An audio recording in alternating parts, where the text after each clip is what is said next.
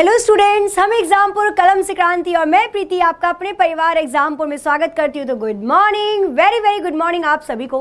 आप सभी का दिन मंगलमय हो, शुभ हो, अच्छे से आप लोग पढ़ाई करें और जल्दी से आप लोगों की जॉब लग जाए। चलिए तो एक बार जल्दी से क्लास को लाइक करके शेयर कर दीजिए ताकि और स्टूडेंट्स क्लास में लाइव आ सके। गुड मॉर्निंग जी, वेरी वेरी गुड मॉर्निंग। अब देखो स्टार्ट करेंगे अपने 15 नंबर का क्वेश्चन जो कि हम कर रहे थे। डायरेक्ट क्वेश्चन आंसर करते हुए चलेंगे। यहाँ पर हमने क्या देखा था, तो यहाँ पर हमने क्वेश्चन नंबर देखा था 15 जिसका आंसर सी बिल्कुल सही हो जाएगा। कंप्यूटर का हार्डवेयर मतलब क्या होता है, कंप्यूटर के अगर हार्डवेयर की बात की जाती है तो कंप्यूटर का हार्डवेयर एक वो हिस्सा होता है जिसको आप छू सकते हो, चाहे वो कंप्यूटर के अंदर हो चाहे कंप्यूटर के बाहर। एक दो क्वेश्चन जो मैंने कल करवाए थे हो सकता है वही रिपीट हो जाएं, तो आपका एक रिवीजन हो जाएगा, इसलिए मैंने वो क्वेश्चन डाले हैं। बाकी और नए क्वेश्चन भी आपको यहाँ पे देखने को मिलेंगे। क्वेश्चन नंबर देखेंगे 16 क्या दे रखा है, द रोल ऑफ अगर आज भी किसी ने गलत किया ना रिवीजन के टाइम, जबकि सेम क्वेश्चन आपने कल कर रखे हैं, शुरू के एक दो क्वेश्चन रिपीट होंगे बस। बिल्कुल भाई, आप लोगों को भी good morning, very very good morning. Exampur, बिल्कुल एग्जामपुर में आप लोगों का स्वागत है। देखिए क्वेश्चन नंबर 16 फटाफट से आंसर करना। क्या दे रखा है, the role of a generally is to determine buyers needs and made it to correct hardware and software. Hardware और सॉफ्टवेयर को बेचने वाले को क्या बोला जाता है। यहाँ पे आंसर बी आना स्टार्ट हो गया। जूम करो मैम, भाई बहुत जूम है, ठीक है कोई बात नहीं, थोड़ा सा और कर दूंगी आगे वाले क्वेश्चन में। क्वेश्चन नंबर 16 का बी आंसर बिल्कुल करेक्ट हो जाएगा, कंप्यूटर बिक्री प्रतिनिधि। आगे से जूम करती हूँ, ठीक है, क्वेश्चन नंबर 17 से जूम कर दूंगी। और which is the part of computer that one can touch. Computer के कौन से पार्ट को छुआ जा सकता है, जल्दी से बताइए, फिर उसके बाद चलते हैं आज के एकदम फ्रेश क्वेश्चंस की तरफ। हाँ, बी आंसर बिल्कुल सही हो जाएगा।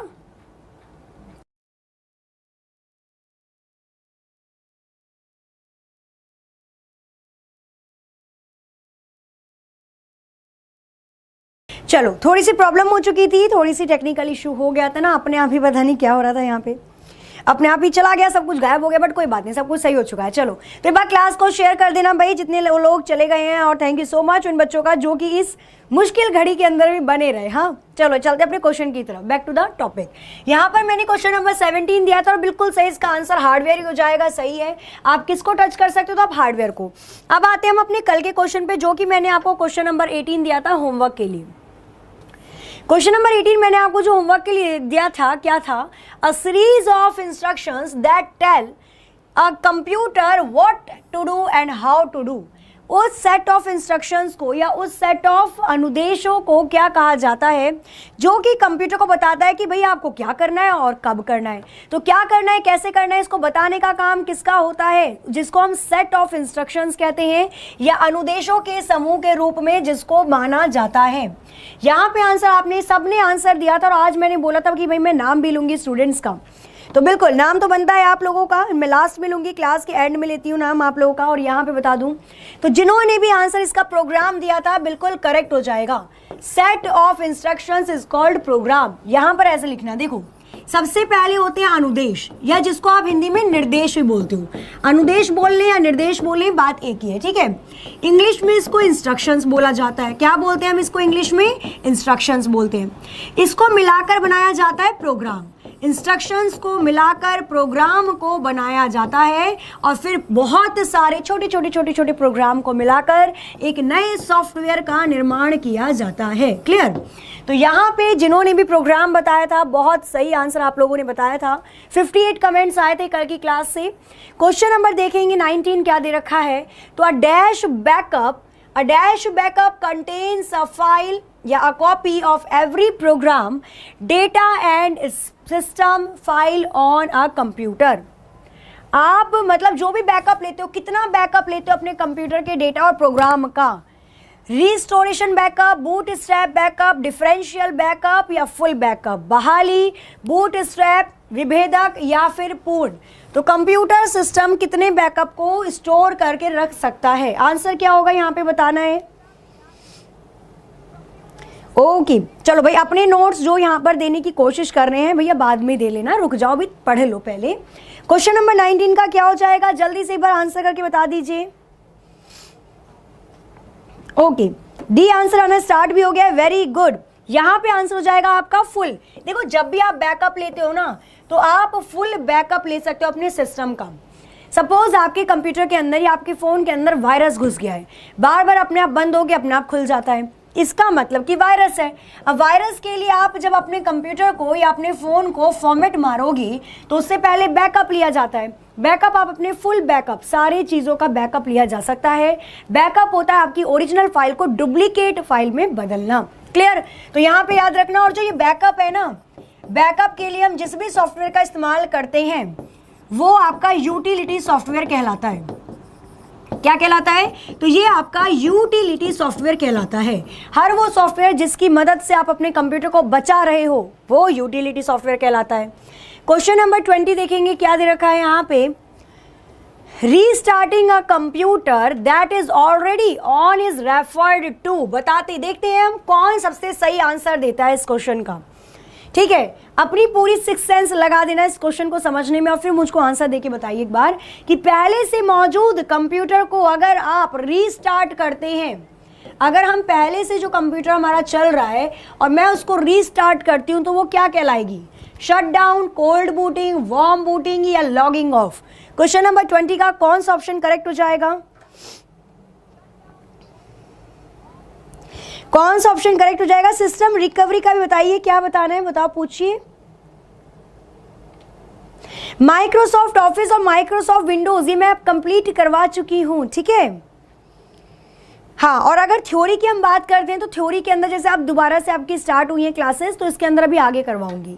जैसे अभी सॉफ्टवेयर हो चुका है आपका, ठीक है, इसके बाद जस्ट मैं फिर माइक्रोसॉफ्ट ऑफिस से स्टार्ट कर दूंगी। तो यहाँ पे आंसर आना स्टार्ट हो गया है आप लोगों का। सी आंसर आ रहा है 20 का, जो कि बिल्कुल सही होगा। Very good. वार्म बूटिंग, देखो अगर हम बात करते हैं बूटिंग की तो बूटिंग दो प्रक्रिया की तरह से होती है। बूटिंग के दो प्रकार होते हैं। बूटिंग का मतलब होता है कंप्यूटर सिस्टम को ऑन करना। पहली बार शुरू में बूटिंग कब करते हैं? जब आप नया सुंदर नया नवेला कंप्यूटर या लैपटॉप खरीद के लाते हो और उसके अंदर विंडो को इंस्टॉल किया जाता है तो वो बूटिंग कहलाती है। बूटिंग दो प्रकार से होती है, एक होती है कोल्ड बूटिंग और एक होती है वार्म बूटिंग। जब कंप्यूटर बहुत टाइम से बंद पड़ा है, इसका मतलब ठंडा है, माइक्रो प्रोसेसर तो काम कर ही नहीं रहा होगा, तो वो अगर आप पहली बार उसको चालू करते हो तो वो कोल्ड बूटिंग कहलाती है। कंप्यूटर आपका चल रहा था, मतलब माइक्रो प्रोसेसर काम कर रहा था, कंप्यूटर गर्म हो गया होगा और जब आप दोबारा से कंप्यूटर को बंद करके चलाते हो तो वो वार्म बूटिंग कहलाती है। कंप्यूटर कौन सी स्थिति में है, गर्म या ठंडा, उसी के ऊपर कोल्ड और वार्म बूटिंग को डिवाइड किया गया है। ठीक है, चलिए question number 21। Question number 21, which is not an item of hardware. इनमें से कौन सा हार्डवेयर नहीं होगा, बताइए। बिल्कुल सही भाई, वेरी गुड। ठीक है हितेश जी, बिल्कुल सही। यहाँ पे अगर मैं आप लोगों को बताती हूँ तो ऐसे आप अगर कमेंट करते हो ना बहुत अच्छा लगता है। जैसे बूटिंग के बारे में मैंने बताया तो आंसर किया है यहाँ पे बायोस एंड पोस्ट, बिल्कुल ठीक। ठीक है, बूटिंग की प्रक्रिया जब होती है तो बायोस के ऊपर होती है, basic input output system. Clear? और ये पोस्ट टेस्ट करता है power on self test. Question number 21 में बताइए कौन सा ऑप्शन करेक्ट हो जाएगा। और यहाँ पे ए आंसर आना स्टार्ट हो गया है, MP3 बिल्कुल सही आंसर। क्योंकि MP3 को आप अगर हम बात करते हैं तो ये एक सॉन्ग की फाइल होती है, ये एक म्यूजिक की फाइल होती है। भाई कोई गाना आपको सुनना है, जो गाना ट्रेंडिंग में आपका मन कर रहा है इसको डाउनलोड करके मैं सुनती रहूं या सुनता रहूं, ठीक है, तो वो एक गाना एक सॉफ्टवेयर के रूप में मिलेगा आपको, वो हार्डवेयर नहीं है। बाकी आप कीबोर्ड को भी छू सकते हो, माउस को भी और मॉनिटर को भी। बिल्कुल सही आंसर यहाँ पे ऑप्शन ए हो जाएगा। क्वेश्चन नंबर 22 आपके स्क्रीन पर ये रहा। क्वेश्चन नंबर 22 आपको दे रखा है compatibility in regarding to a computer refers to. अच्छे से क्वेश्चन को पढ़ना, बड़ा क्वेश्चन है, उसको देख के घबराना नहीं है बिल्कुल भी, है ना, घबराना नहीं है। आप लोग तो शेर बच्चे हो, शेरनी बच्चे हो, ठीक है। क्वेश्चन को ध्यान से पढ़ो फिर आंसर करना है। क्या पूछा है? कंप्यूटर के संबंध में संगतता को संदर्भित करती है। क्या करती है? कंप्यूटर के रिगार्डिंग इनमें से कौन सी चीज सही है? सॉफ्टवेयर उपयोगकर्ता के लिए सही काम कर रहा है, ये काम को संभालने के लिए पर्याप्त बहुमुखी है, कंप्यूटर पर चलने वाला सॉफ्टवेयर या अन्य पहले से स्थापित सॉफ्टवेयर के साथ चल रहा सॉफ्टवेयर। क्वेश्चन नंबर 21 के लिए बताना है कि कंपैटिबिलिटी, ये जो शब्द होता है कंपैटिबिलिटी, कंप्यूटर के अंदर इसका क्या अर्थ होता है। ठीक है, कपकेक क्या होता है? तो कपकेक आपका पहला एंड्रॉयड का वर्जन था। जैसे पाई आया, मार्शमेलो आया, लॉलीपॉप आया, किटकैट आया, ऐसे ही सबसे पहला वर्जन अगर एंड्रॉयड का था तो उसका नाम रखा गया था कपकेक। क्लियर? सारे डेजर्ट के ऊपर ही नाम आते हैं। चलिए, तो यहाँ पे आप देखोगे क्वेश्चन नंबर 21, कौन सा ऑप्शन करेक्ट हो जाएगा? मतलब 22 होना चाहिए, वैसे थोड़ा सा मिसप्रिंट हो गया, बट यहाँ पे अगर आप देखोगे तो इसका आंसर डी आंसर आ रहा है, जो कि बिल्कुल सही हो जाएगा। जिन्होंने भी इसका आंसर ऑप्शन डी दिया है उनका आंसर बिल्कुल ठीक होगा। आप देखो ये कैसे होगा। कंपैटिबल शब्द आपने कब सुना है या कहाँ सुना है? जब शादी वादी होती है तो ये बोलते हैं ना कि लड़का लड़की के कंपैटिबल है, ठीक है, जोड़ी कंपैटिबल है, मतलब कि एक साथ दोनों अच्छे लगते हैं। कंपैटिबल का मतलब होता है कि अगर मेरा 32 बिट का कंप्यूटर माइक्रो प्रोसेसर है तो मैं 32 बिट की एप्लीकेशन उसमें चला सकती हूँ। तो 32 बिट के लिए 32 बिट एप्लीकेशन कंपैटिबल है। क्लियर? तो वही चीज यहाँ पे अगर आप देखोगे, software running with previously installed software, ऐसा सॉफ्टवेयर जो कि पहले से इंस्टॉल सॉफ्टवेयर के साथ चल रहा है, दोनों काम साथ में चल रहे हैं, अच्छे से चल रहे हैं, तो वही आपका कंपैटिबल शब्दावली के अंतर्गत आता है। क्वेश्चन नंबर 22 देखेंगे। A device that is connected to the motherboard. बहुत अच्छा क्वेश्चन और इजी भी है। चलो, बताना है यहाँ पे कि वो डिवाइस क्या कहलाएगी, वो उपकरण क्या कहलाएगा जो कि मदरबोर्ड से जुड़ा हुआ होता है। मदरबोर्ड जो कि सीपीयू के अंदर होती है। अगर आपके पास पर्सनल कंप्यूटर है तो सीपीयू के जब पुर्जे को अलग कर दोगे तो एक तो वो हो जाएगा मदरबोर्ड, उसके अंदर मिलेगी आपको। और अगर आप लैपटॉप पे काम कर रहे हो तो जो कीबोर्ड होता है, कीपैड होता है, उसके नीचे जब उसको खोलेंगे तो वहां पे भी मदरबोर्ड मिलेगी। मदरबोर्ड में कौन कौन सी डिवाइस कनेक्ट होती हैं? एक्सटर्नल डिवाइस, एडजेसेंट डिवाइस, या पेरिफेरल, या रिबन केबल। क्वेश्चन नंबर 22 का आंसर यहाँ पे सी आना स्टार्ट भी हो गया भाई। वेरी वेरी गुड, इंटेलिजेंट हो गए हैं सब, बहुत सही। पेरिफेरल डिवाइस को ही कनेक्ट किया जाता है। जिनको नहीं पता पेरिफेरल डिवाइस क्या होती है तो ध्यान से सुनना। हर वो डिवाइस पेरिफेरल है जिसको आप इनपुट या आउटपुट के तौर पर कनेक्ट करते हो, है ना। जैसे मैंने सपोज करो स्पीकर कनेक्ट कर लिया, माउस कनेक्ट कर लिया, माइक कनेक्ट कर लिया, या कुछ भी प्रोजेक्टर कनेक्ट कर लिया, तो ये सारी डिवाइसेस जिसका इस्तेमाल कंप्यूटर को चलाने के लिए होता है, जो एज अ इनपुट डिवाइस काम करती हैं, इनपुट या आउटपुट दोनों तरीके की डिवाइस से, उन्हीं को पेरिफेरल बोला जाता है। क्वेश्चन नंबर 23 क्या दे रखा है? The process of preparing a floppy disk for use is called। उपयोग के लिए एक फ्लॉपी डिस्क तैयार करने की प्रक्रिया को क्या कहा जाता है? असेंबलिंग, ट्रांसलेटिंग, पासिंग, या फॉर्मेटिंग। देखो, फ्लॉपी डिस्क की बात करूं या मैं नॉर्मल डिस्क की बात करूं, जो सीडी या डीवीडी हम लोग अपने घरों में इस्तेमाल करते हैं।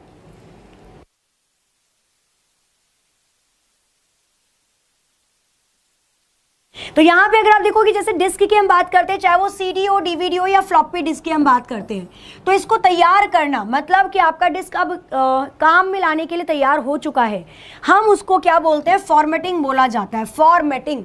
अभी फॉर्मेटिंग का मतलब ये नहीं है कि जो कुछ था उसको खत्म कर दिया।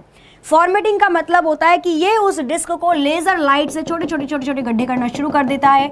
जो भी डाटा आपको फिल करना है वो फिल कर सकते हो और आसानी से आप उस सीडी को यूज में ले सकते हो। क्लियर? तो यहाँ पे वो डिस्क फॉर्मेटिंग कहलाएगा। आगे चलिए। हाँ मैम, पीडीएफ में क्वेश्चंस हैं या थ्योरी है? बिल्कुल भाई, थ्योरी है। अभी मैं क्वेश्चंस करवा रही हूँ तो जाहिर सी बात है कि मैं क्वेश्चंस ही दूंगी ना, ठीक है। जब मैं थ्योरी करवा रही हूँ, ऐसा नहीं है। जिन्होंने 299 वाला कोर्स ले रखा है, आप पूछ सकते हो क्लास के अंदर, जिन्होंने 299 वाला कोर्स ले रखा है तो भाई आपको थ्योरी मिल रही है, नहीं मिल रही है? खबरदार जो अगर झूठ बोला तो, हाँ थ्योरी मिल रही है। तो 299 में आपको थ्योरी क्वेश्चंस दोनों मिलेंगे। 299 वाला कोर्स मैं आप लोगों को बता चुकी हूँ। और देखो, वही चीज़ होती है ना, वही चीज़ होती है यहाँ पे। अगर आपको इतने में, इतने कम प्राइस में, जो नॉर्मल सी बात है, आप खुद ही देखो, अगर आप एक सब्जेक्ट की अच्छी सी बुक लेने जाओ ना, इससे महंगी पड़ जाती है। और यहाँ पे आपको हर एक क्लास की पीडीएफ मिल रही है, चाहे वो इंग्लिश हो, चाहे वो रीजनिंग हो, चाहे वो मैथ्स हो, चाहे वो महिला बाल विकास हो, चाहे वो कंप्यूटर हो, हर एक सब्जेक्ट की। क्लियर? उसके साथ 10 टेस्ट सीरीज भी मिल रही हैं। और कितना उन्हें टेस्ट सीरीज कर ली, जरा मेरे को ये भी बता देना। वो देखने के लिए, सजाने के लिए नहीं है, उसको प्रैक्टिस करना है, ठीक है। चलो, तो यहाँ पे आप क्वेश्चन देखोगे, आंसर यहाँ पे आना स्टार्ट हो गया है। ओके, 24 का यहाँ पे आप आंसर कर रहे हो बी, हार्डवेयर। बिल्कुल ठीक। अगर आप देखोगे, फिजिकल कंपोनेंट कंप्यूटर का हार्डवेयर होता है। फिजिकल का मतलब होता है जिसको आप छू सकते हो। चलिए, क्वेश्चन नंबर लास्ट में आपको करवा देती हूँ। क्वेश्चन नंबर 25 आपको क्या दे रखा है? The ability of an operating system to run more than one application at a time is called. क्या दिया हुआ है? एक समय में एक से अधिक एप्लीकेशन चलाने की ऑपरेटिंग सिस्टम की क्षमता को क्या बोला जाता है? Multitasking, object oriented programming, multi user या टाइम शेयरिंग। क्वेश्चन नंबर 25 ये आपका मैं होमवर्क में दूंगी, ठीक है। थोड़ी सी आज टेक्निकल प्रॉब्लम हो गई थी, बट कोई बात नहीं ना, जिंदगी है, कभी कभी खुशी कभी कभी गम, हर चीज चलती रहती है। तो यहाँ पे आपको ऑफलाइन कमेंट करके आज का क्वेश्चन बताना है।